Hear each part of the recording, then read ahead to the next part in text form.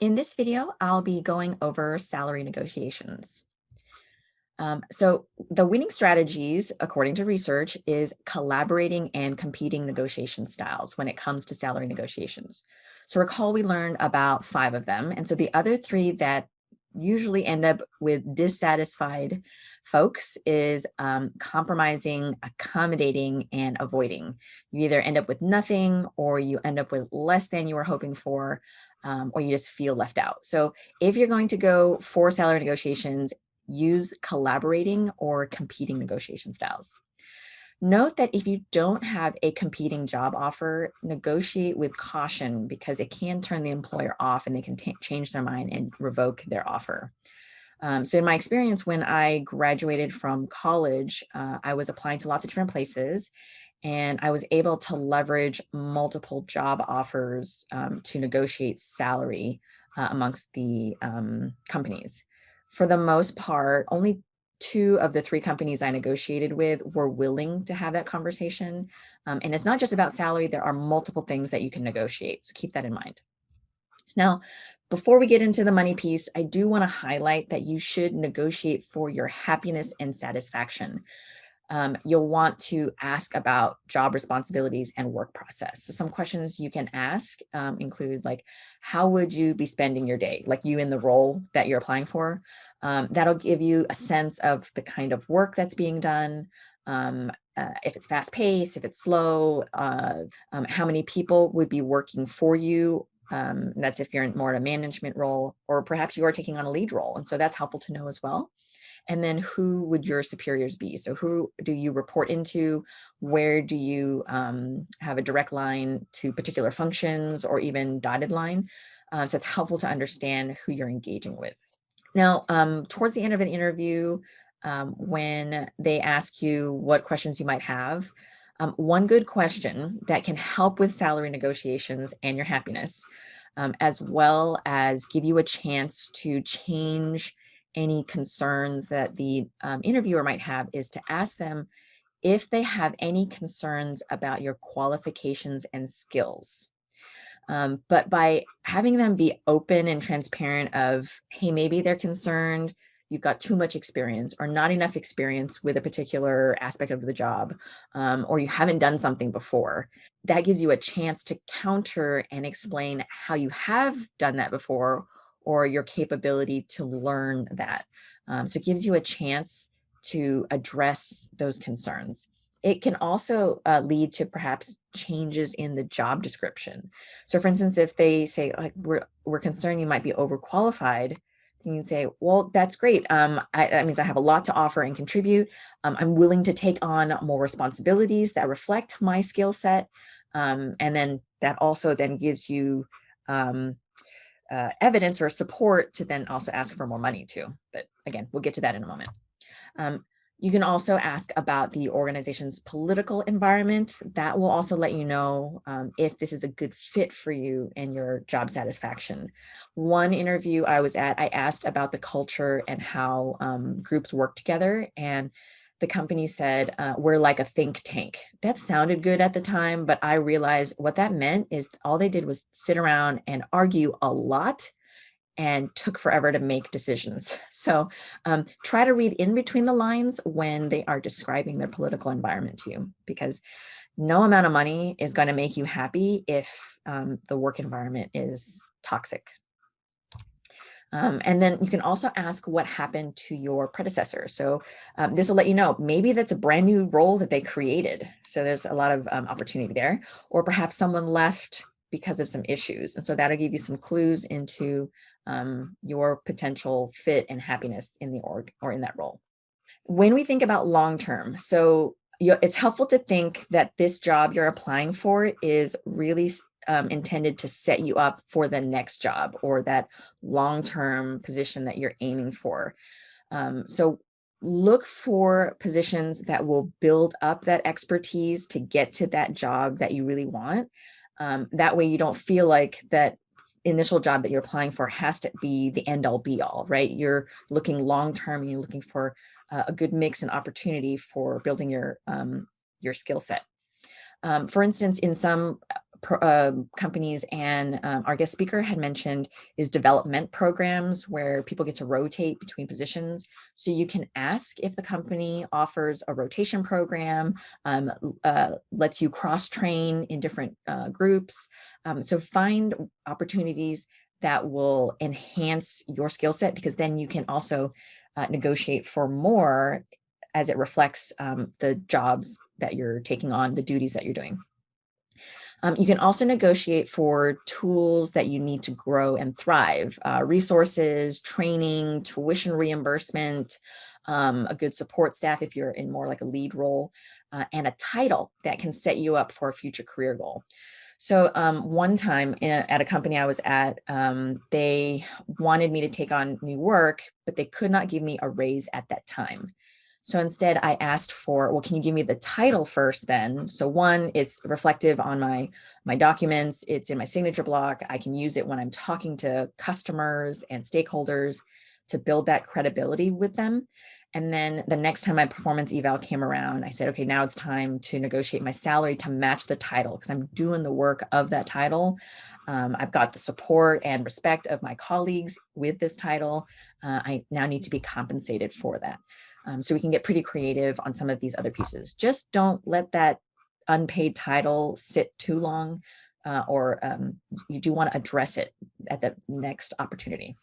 Now, if you want to negotiate for a higher salary after an offer, you'll want to ask to talk to the hiring manager or HR, whoever is making the decision. Ask for a phone call. Now, before the phone call, make sure to do research on what a person with your experiences, skill set, and industry should earn. Don't just do market research on the role, like Googling, how much this position makes, but try to find like at a certain years of experience with this skill set, with this degree in this industry. So do as much research as you can before the call. Now, during the call, you'll want to walk them through your logic and your reasoning. I have hired numerous people throughout my career. When the candidates have asked to negotiate higher salary, I've rarely ever had bad feelings about that. I'm like, oh, okay, cool, let's have a conversation. Most companies expect candidates to try to negotiate a higher salary. It's just whether or not the company has the budget, or if there's policies or like a salary scale that they are limited by, that usually impacts what they're able to do for you on a negotiation. So some language you can use, whether you're talking to the hiring manager, to HR, you can say, thank you so much for the offer. So show your appreciation, that you're happy to work there. So I would love to work for this company. In doing further market research since we talked. So that highlights that based on the interview, after having the conversations with them, and they have talked more about what the role expectations are, who you're working with, who's working for you, you've done additional research, you can give your logic. I've actually found that someone with my skill set in this industry should be compensated at about this range. Now, when you give that range, you want the bottom number to represent your target, right? So don't put it in the middle. So your target should be that low number, and then give that higher number in that range. And then you can say, because of these things, I'm interested in a salary at this level. What are your thoughts? So you're inviting them. This is an approach of collaborative problem solving, right? So what are your thoughts on this? And then they can explain, well, our salary caps are at this, or I don't have the budget at this time. And then find ways to meet both your needs, the hiring company and yourself. So you're inviting them to discuss it with you. Rather than asking a yes or no question. Don't ask a yes or no question, because they're just going to say no if they're a hard ass.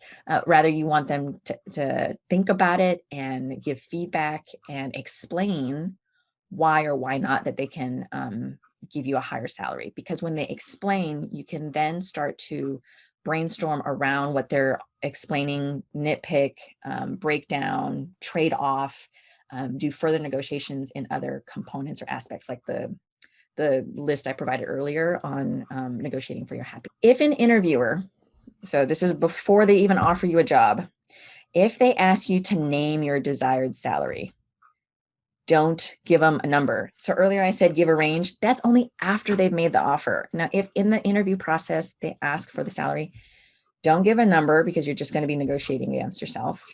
Don't say, I think I deserve 80,000 K or X number. Rather, what you want to say is, it's hard to give an exact number because for me, it's about the total package of benefits, equity, and being part of a growing company. So that is a roundabout answer that avoids the question. Alternatively, you can ask, how is this role compensated? Is there a base? Is there a bonus? Is there a base with other compensation? I'd love to get a better understanding. Again, doesn't answer the question, but gives you more information so that you can make a better negotiation strategy and decisions around how you want to be compensated. And then, of course, worst case, if they keep pushing and you have to give a range, you can say, correct me if I'm wrong. So you're acknowledging that you might not have all the information and you're going to give them the chance to respond.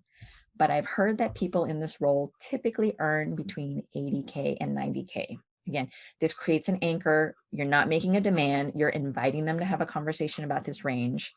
But again, make sure that bottom of the range is your actual target amount. Now, things to keep in mind, the pitfalls that you want to avoid, right, is that oftentimes we fail to recognize when we can negotiate. So it's helpful if in your negotiation strategy, make a list of all the things that you could possibly negotiate in the role. And then as you're having the discussions, you can keep an eye on it and make sure that you don't forget anything. So don't leave anything on the table. Sometimes we have a tendency to focus on our own weaknesses. So we start to have doubt about our value and our contribution to an organization. My tip, again, make a list of all the awesome things about you and use that when you're negotiating, because that is your evidence, that's your support of why you deserve the job and why you deserve the salary.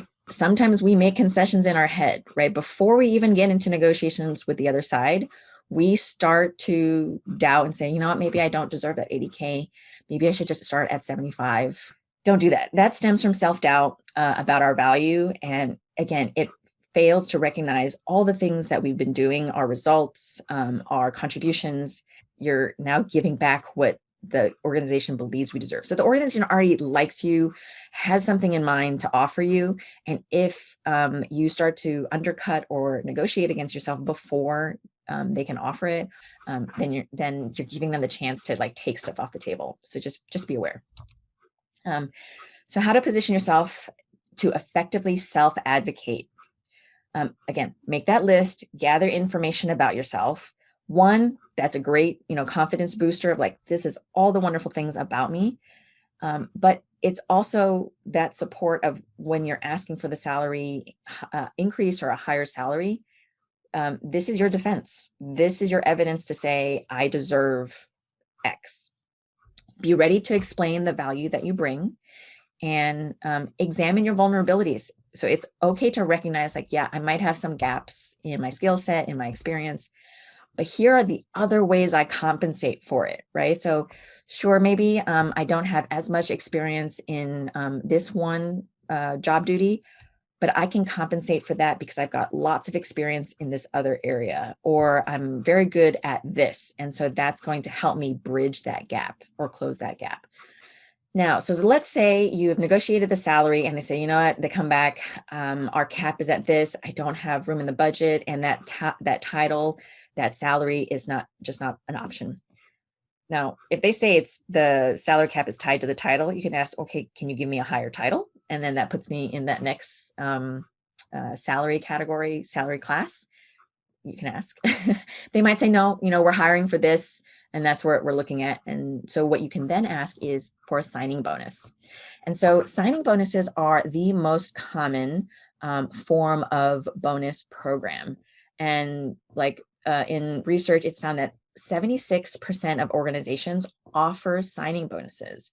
So some companies that you'll engage with will offer it upfront, whereas others won't offer it unless you ask. And the reasons why employers offer them is to beat the competition. So other employers are interested in you or interested in people like you.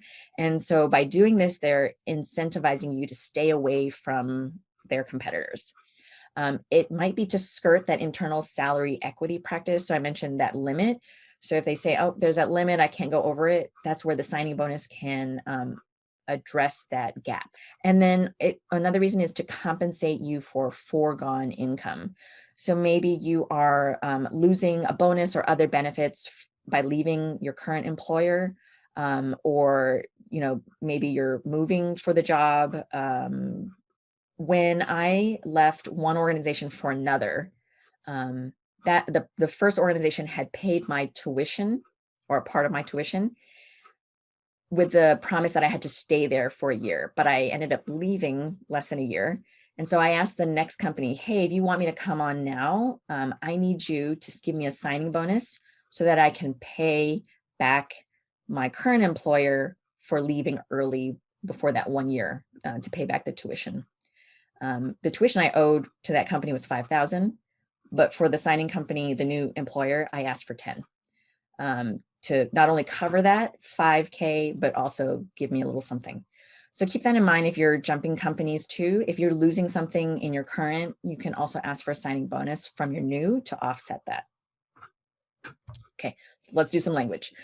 If offered a signing bonus, you could also use it to renegotiate your salary, right? So let's imagine they offer you a $5,000 signing bonus. You can say, while I'd be happy to take the bonus, I want to make it clear that I see myself working here for quite a while. So this enforces that you have a long-term commitment to the company. I'd prefer to reduce the bonus to $2,500 and then have the remaining $2,500 added to my salary.